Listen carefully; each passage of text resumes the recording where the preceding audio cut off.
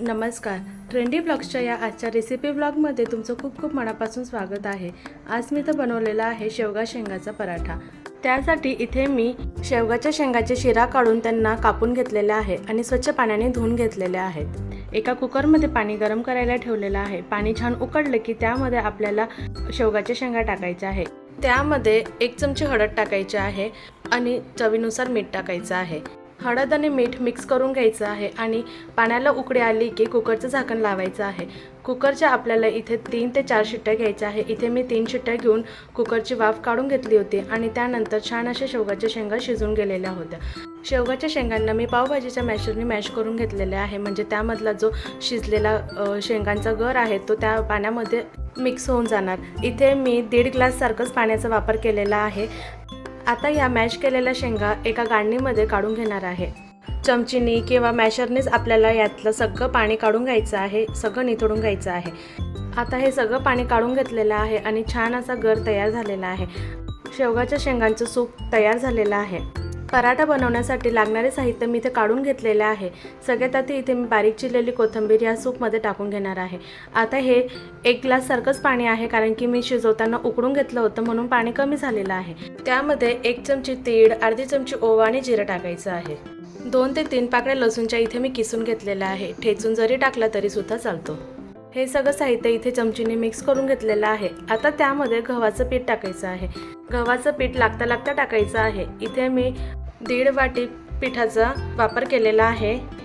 त्यामध्ये आता लाल तिखट आणि धने पावडर टाकायचे आहे, कारण की मीठ आणि हळद आपण शेवगाच्या शेंगा शिजवताना टाकलेल्या होत्या.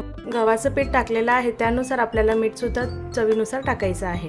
लाल तिखटचा वापर कमी किंवा जास्त आपण करू शकतो. इथे लहान मुलं खाणार होते म्हणून मी 1 चमची सारखंच लाल तिखट वापरलेलं आहे. आता हे सगळं आपल्याला मिक्स करायचं आहे. पिठामध्ये आपल्याला 1 ते 1.5 चमची सारखं तेल टाकायचं आहे आणि कणिक मळून घ्यायची आहे. कणिक मळून झाले की पुन्हा 1 चमची सारखं तेल टाकायचं आहे आणि कणिक छान अशी मळून घ्यायची आहे. अगदी 1 ते 2 मिनिटापर्यंत छान कणिक मळून घ्यायचे आहे, म्हणजे आपले जे पराठे आहेत ते छान असे सॉफ्ट तयार होतील. कणिकचा एक गोळा घ्यायचा आहे आणि थोडंसं पीठ लावायचं आहे.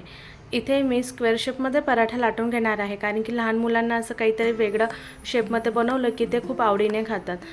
इथे मी गोल पोळी लाटून घेतलेल्या आहे. तूप किंवा तेल आणि पीठ लावून आपल्याला हे स्प्रेड करून घ्यायचं आहे आणि व्हिडिओमध्ये दाखवल्यानुसार फोल्ड करून घ्यायचं आहे, म्हणजे स्क्वेअर शेपचा पराठा तयार होतो.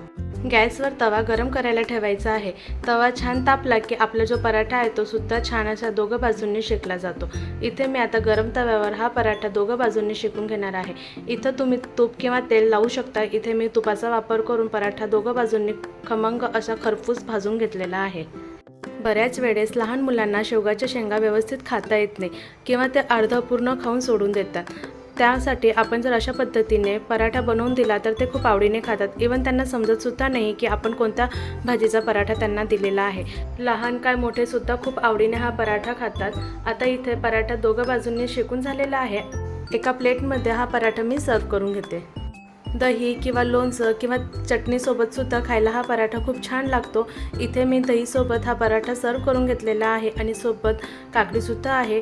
पौष्टिक असा शेवगाच्या शेंगांचा पराठा तयार झालेला आहे. तुम्हाला याची रेसिपी कशी वाटली मला नक्की कमेंट करून सांगा. व्हिडिओ आवडला तर नक्की लाईक, शेअर, कमेंट, सबस्क्राईब करायला विसरू नका आणि बाजूला दिलेला बेल आयकॉनसुद्धा प्रेस करा. लवकरच भेटू पुढच्या व्लॉगमध्ये. थँक्यू.